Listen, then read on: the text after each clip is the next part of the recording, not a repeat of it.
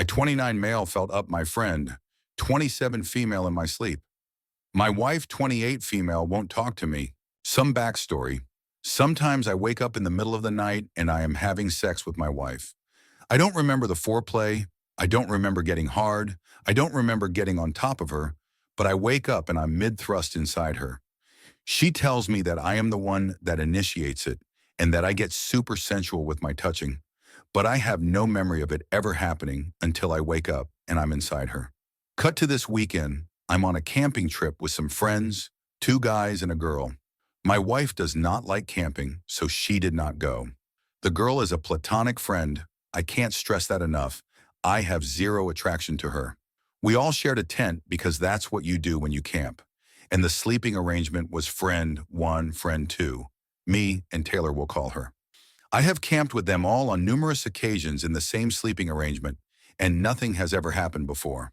We all had been drinking around the campfire and eventually went to bed. I woke up in the middle of the night with my sleeping bag unzipped, her hand on my crotch, and mine on her ass as she was kissing my neck. I was instantly awake and recoiled, got out of the tent and sat by the fire for the rest of the night. The two guys were passed out drunk. They had more than Taylor and I, so they had no idea what had happened. Taylor came out and tried to talk to me. I was terrified and in shock. She told me that I had been rubbing up on her and making her feel good, and then she turned around and tried to reciprocate. I asked her why, and she said she thought that's what I wanted. I didn't sleep that night and went home the next day and told my wife what happened.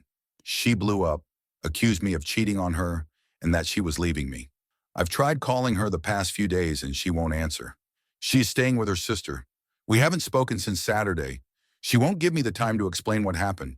What do I do? Update October 9, 2014, 2 days later. Before I get into the update, there are some things I want to say.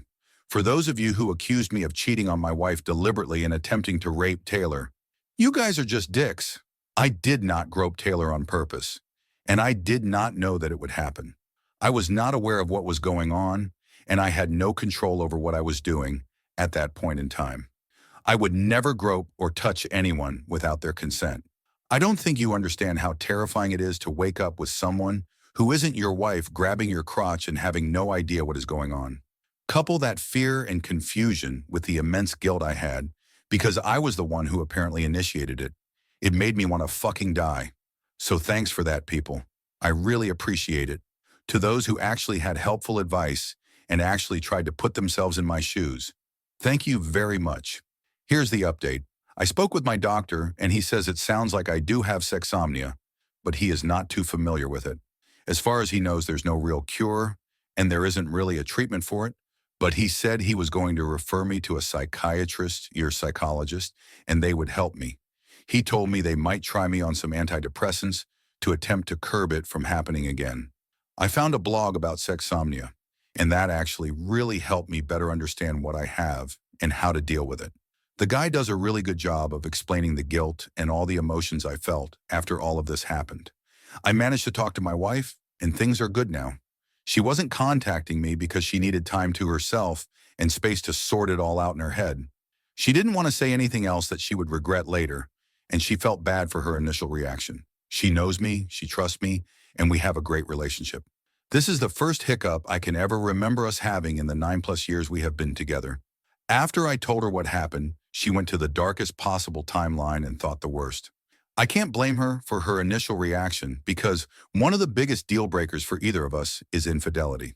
She came home the night I posted the original thread, and I apologized up and down about putting myself in that spot to begin with, but she actually put me at ease and said she didn't blame me for it because she too never thought that my sleep sexing would be an issue. She read up on sexsomnia while at her sister's and realized I wasn't trying to cheat on her. I was not in control of my body at the time. I stopped the moment I became lucid, and I immediately let her know what happened. The biggest problem from this whole thing was the fact that we never took my sexsomnia as something that was serious.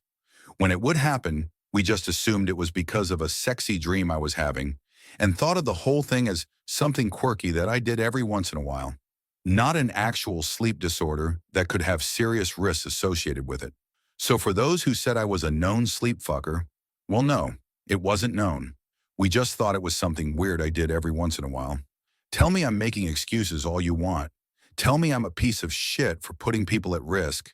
Tell me that I'm deflecting blame. I really don't care. It's like having diabetes without knowing it and then getting sick when you eat a candy bar. Yeah, hindsight shows that there was an issue when you were peeing all the time, you were losing weight, and you were constantly tired. But if you aren't aware of diabetes, you don't actively think you have diabetes. My wife and I were both ignorant of the entire condition. The idea that I could do it to someone other than my wife had never crossed either of our minds because it happened so rarely, and we didn't know it was anything legitimate. If either one of us believed that it was an actual risk, I would not have been in a tent with anyone. Now we obviously know better. Live and learn. One of the biggest reasons I got shit in the last thread was because I had the audacity to sleep in a tent with a woman. My wife knew of the sleeping arrangements and was completely fine with it. Like I said in the last thread, we had camped that way many times and it had never been an issue before this past weekend. However, there was a separate incident on another camping trip that I was not previously aware of. It turns out that I had apparently started caressing one of my buddies on an earlier camping trip, and he didn't tell me. He told me that when I did it, he elbowed me in the gut, and I then rolled over and went to sleep. I had no idea that it happened, and he never mentioned it before because he thought I was just trying to fuck with him. So it seems like my sexsomnia doesn't discriminate. For those who said I was stupid for sleeping next to a woman, that is not the case. I was stupid for sleeping next to anyone who was not my wife. I will never put myself in that situation again. As for Taylor, I got a conversation going with her on Facebook. In it, I apologized for the incident, and I went into some detail about why what happened happened. She said that she was already aware of the fact that I do stuff in my sleep because my wife had made jokes about it in the past. While I did apologize, I still told her that the way she handled it was inappropriate and that I will not be camping with her or associating with her any longer. I asked her if she had feelings for me, and she said that she didn't think so, but she got lost in the moment. She took responsibility for her actions and admitted what she did was wrong. She was very understanding of the whole thing, was very remorseful, and agreed it was best to stay away. As far as friend breakups go, it was very mutual and mature. We both owned up to our mistakes, and we are no longer associating with each other. It's for the best. My wife eventually read the conversation, and it reinforced my version of the story and the series of events that I described to her, so that made her happy and reinforced that I wasn't lying. It sucks because she was one of our best friends, but anyone who is willing to cheat with me does not need to be in our lives. Some might say that that's not fair to her, and that if I hadn't attempted to sleep sex her, then everything would be fine. I disagree.